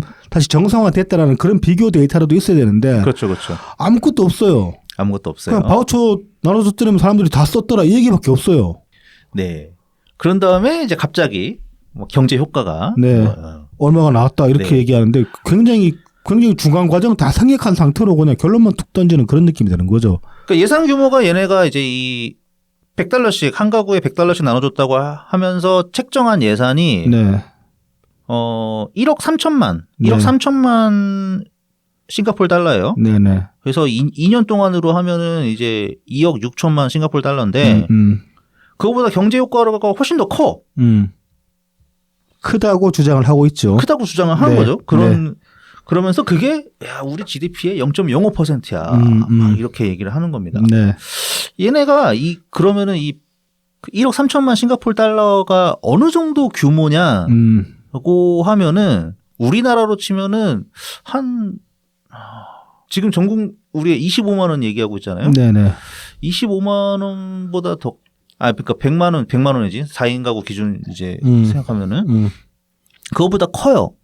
제법. 승수 효과가. 네네. 그러니까 우리나라 그 환율로 계산했을 때 한 26조 들어가더라고. 그러니까 우리나라가 지금 현재 이제 예산 책정하는 거 13조 정도 얘기하잖아요. 네네.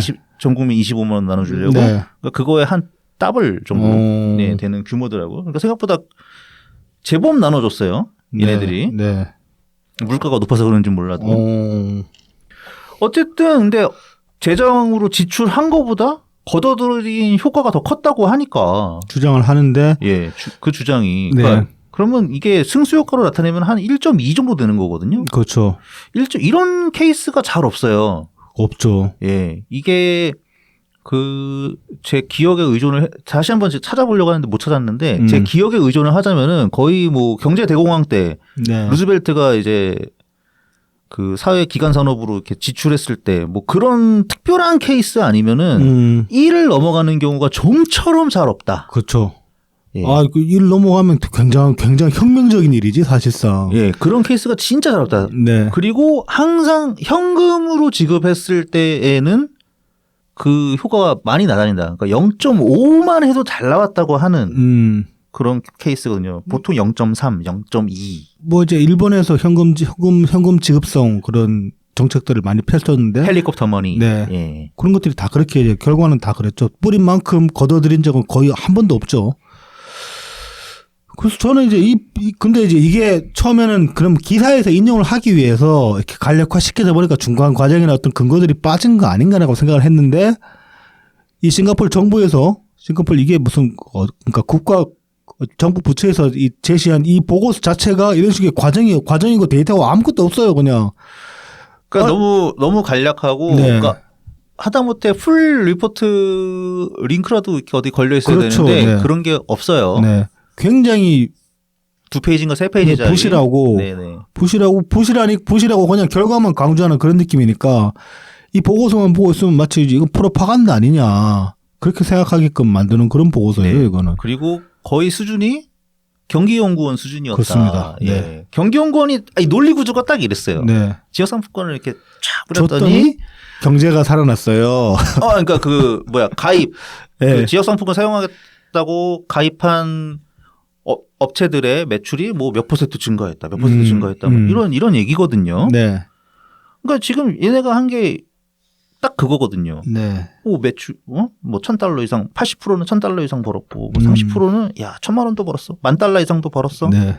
매출이 많이 늘어났네, 뭐 이런 거거든요. 라고 주장을 하고 있죠. 예.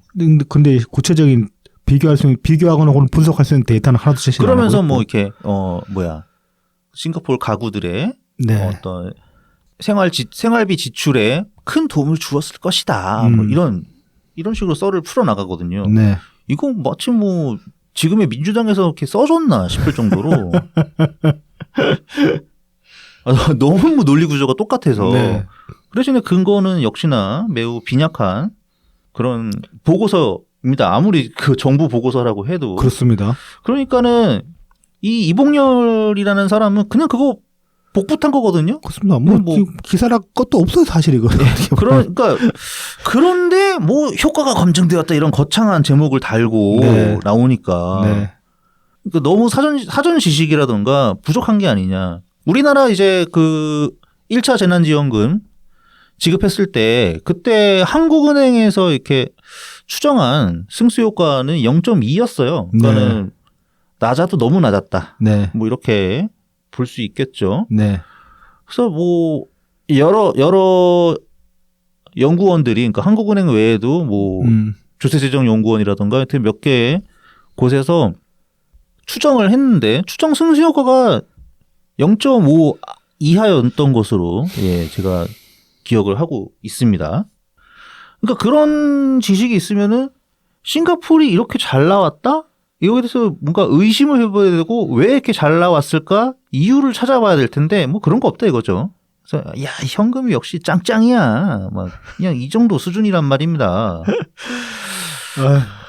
그런데 이제 재미난 게 있어요. 그러니까 2021년에 이 싱가포르이 CDC 바우처 지급을 시작을 했는데 그게 지금 올해 2024년까지도 계속 바우처 지급이 이어지고 있거든요. 네네. 근데 재미있는 건 뭐냐면은 지금 초기 2년간은 1년에 $100씩 지급했단 말입니다. 네. 근데 2023년에는 갑자기 그거를 3배로 늘려요. $300를 지급합니다. 네.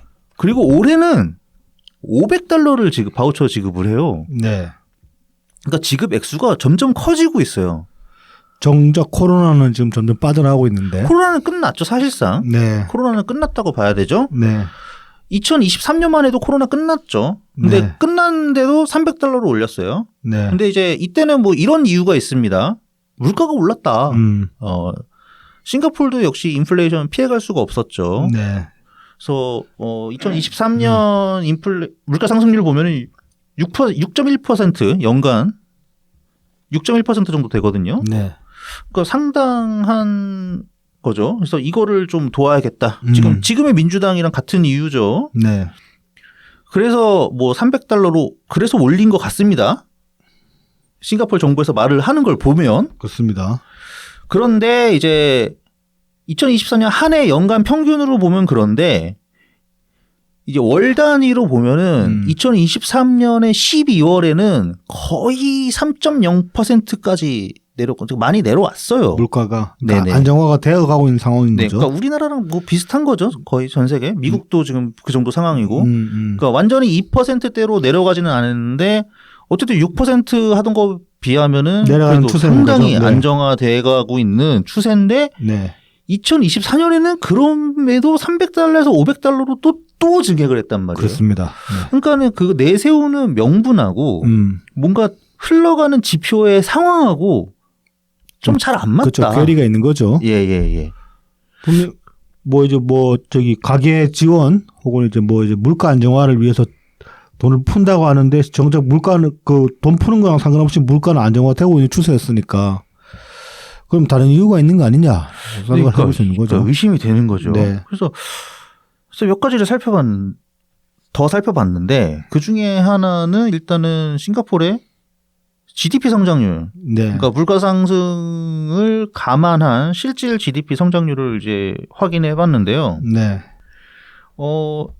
이 싱가포르이 일단 코로나 이전 상태를 보면은 자, 2011년부터 네.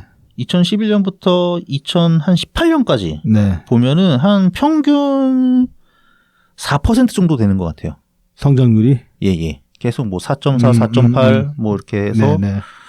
그래서 2018년에 3.5% 2018년까지도 네. 하다가 코로나 직전 2019년 있죠. 네. 이때 1.4%를 기록을 해요. 실질 성장률이? 네네네. 네. 그래서 이때 무슨 이유인지 몰라도 네. 갑자기 경제 성장률이 확 내려갔다. 근데 이때 물가 상승률이 어떻냐? 이때 물가 상승률이 0.6%밖에 안 돼요. 굉장히 안정적이네. 네, 물가도 안정적인데 갑자기 GDP 성장률이 확 내려갔다. 네. 그 다음에 이제 코로나가 터지니까 더 내려가긴 했죠. 아예 마이너스로 네네. 내려가긴 했는데, 그러니까 뭔가 이상한 상황이 펼쳐진 거 아니냐 이런 게 됐고 코로나 때 이제 곤두박질 쳤다가 2021년에는 9.7% 성장을 합니다. 이건 이제 기저 효과라고 봐야겠죠. 그렇죠. 마이너스 3.9% 그렇죠. 했다가 네. 이제 전년 대비니까 어차피. 그렇죠. 그런 다음에 이제 2022년, 2023년을 보면은 2022년에는 3.8% 성장을 하고 근데 2023년에는 1.1% 성장을 합니다. 네. 이때는 물가도 있긴 하겠지만 네. 마치 어차피 실질 GDP 성장률이라는 건 물가를 반영을 한 거니까 네.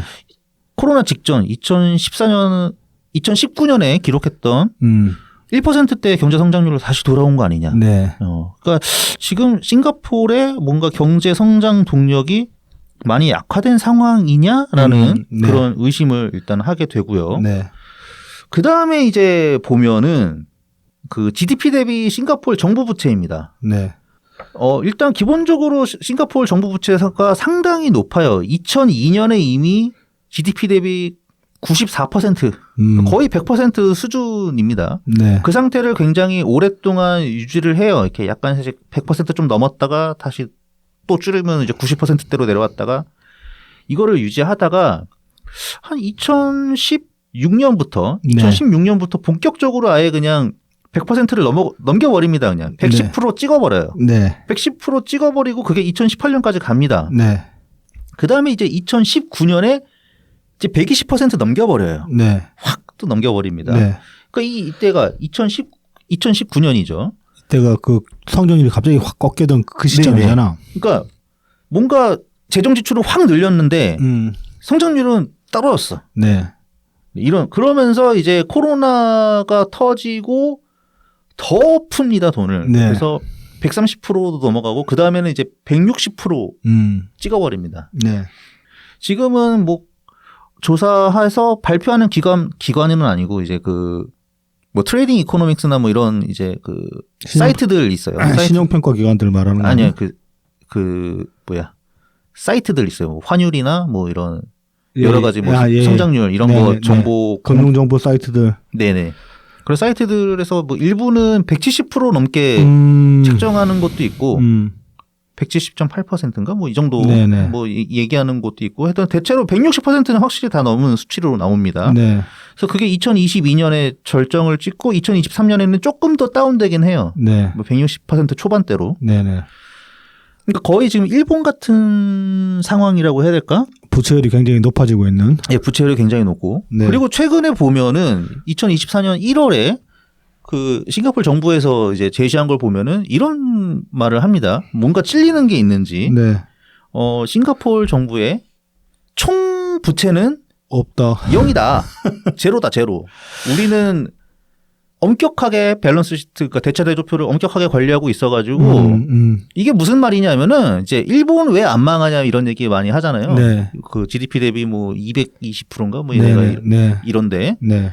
야, 이렇게까지 높은데 일본 왜 안 망해? 그래서 많은 사람들이 얘기하는 게 일본은 그만큼 엄청나게 많은 순 자산을 가지고 있다. 그래서 순 자산이랑 이제 순 부채랑 땅땅 플러스 마이너스 때리면은 그래도 일본이 많긴 해요. 한 100 몇 프로야 그래도.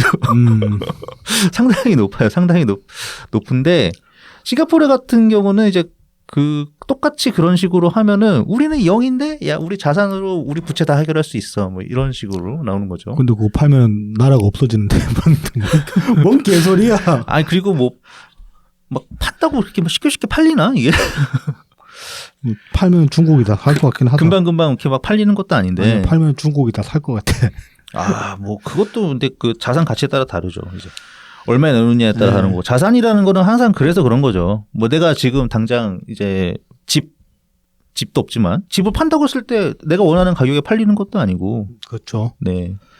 그래서 자산으로 이거를 쇼부를 보겠다는 거는 그 좀 이상한 일이죠. 뭐 그래서 그런지 어떤 사이트는 갑자기 2024년에 그 GDP 대비 싱가포르 국가 부채를 0으로 표시하는 사이트도 있어요. 뭐 이제 아무튼 여러모로 봤을 때 좀 이 정부 기관의 일단 발표 자체가 좀 신뢰성이 낮아 보인다. 그런 느낌을 받게 되고, 그리고 이제 싱가포르 정부 발표에 대해서 좀 신뢰성이 낮아 보인다라는 건 지금 이런 식의 어떤 그 지표를 대외적으로 공표하는 지표의 어떤 좀 들쑥날쑥한데 불구하고 이제 정부에서 이렇게 이제 뻗팅기는 그런 부분도 있지만은 사실 싱가포르 독재 국가잖아요. 엄밀히 말하면은. 네네. 지금 이제 정권 교체가 됐다고는 하지만은 뭐 지금 그래서 이제 한 40년 만인가 총리가 그 리칸유 집안에서 이제 다른 사람으로 넘어가긴 했죠. 근데 뭐 차기 총리는 또 그 리칸유 손자가 될 거라는 그런 얘기도 있고 그런데다가 언론의 그 언론 자유도가 굉장히 낮은 국가니까 싱가포르이. 이 CDC 바우처에 대해서 기사를 검색해 보면 영어로 우리나라 기사는 거의 뭐 이봉렬 기사밖에 네, 안 나오고 네. 해외 기사들도 그냥 싱가포르 국내 언론 정도밖에 안 나와요. 그러니까 거의 아무도 관심을 두고 있지 않아요. CDC 네, 바우처에 대해서. 네. 그리고 비판 기사는 없어요. 비판 기사는 안 보이고요. 네. 거의 뭐 이 형편없는 보고서랑 똑같은 수준의 네.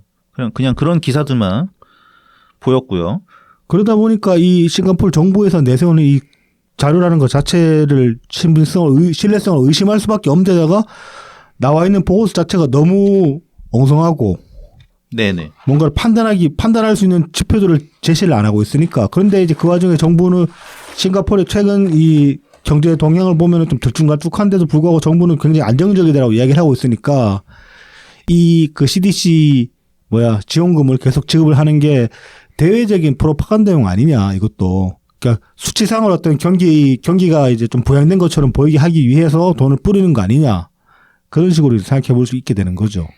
그리고 더 이제 흥미로운 부분은 그거죠. 마치 베네수엘라의 옛날 모습을 보는 것처럼 네.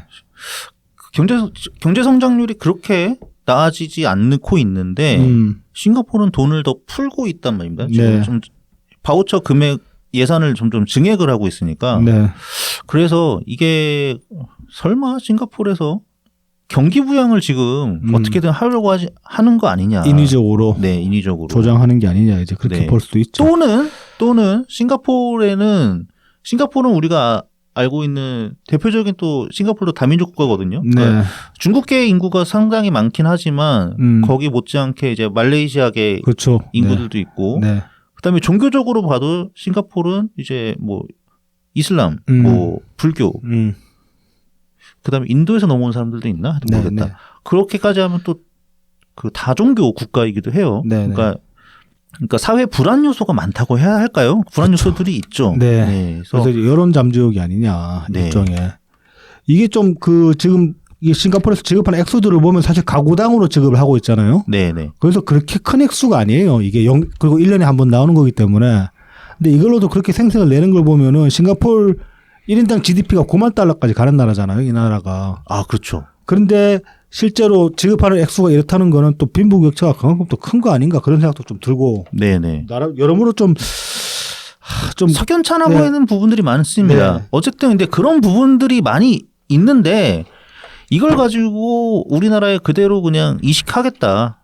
뭐 전국민 지원금 25만 원을 뿌려도 된다. 이거에 대한 근거를 싱가포르로 삼는 것은 상당히 좀 어리석은 행위 아닌가. 그렇습니다. 네. 그리고 무엇보다 지금 근거로 제시하고 있는 게 다시 말씀드리지만은 너무나 미약하다. 네네. 근거가 실제로 미약합니다. 따져볼 만한 숫자 자체가 안 나와 있기 때문에.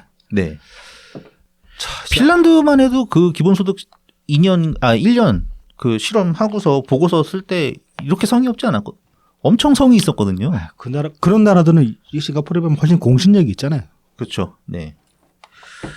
하여튼 뭐 이재명과 그 지지자 이봉렬 씨 좀 수준이 너무 떨어진다. 뭔가를 좀 제시를 하고 싶으면은 좀 성실하게 준비를 해서 싱가포르 이런 거 갖다 대지 말고 좀 성실하게 준비를 해서 주장을 해라. 그렇게 말씀을 드리고 싶습니다. 네. 이봉렬 씨는 그렇다 쳐도 이재명이 참 말해 못하냐. 짜증나. 네, 그러면 싱가포르 소식으로 마무리를 하겠습니다. 네. 이제 다음 주에 다시 또 찾아뵙도록 하겠습니다. 감사합니다. 감사합니다.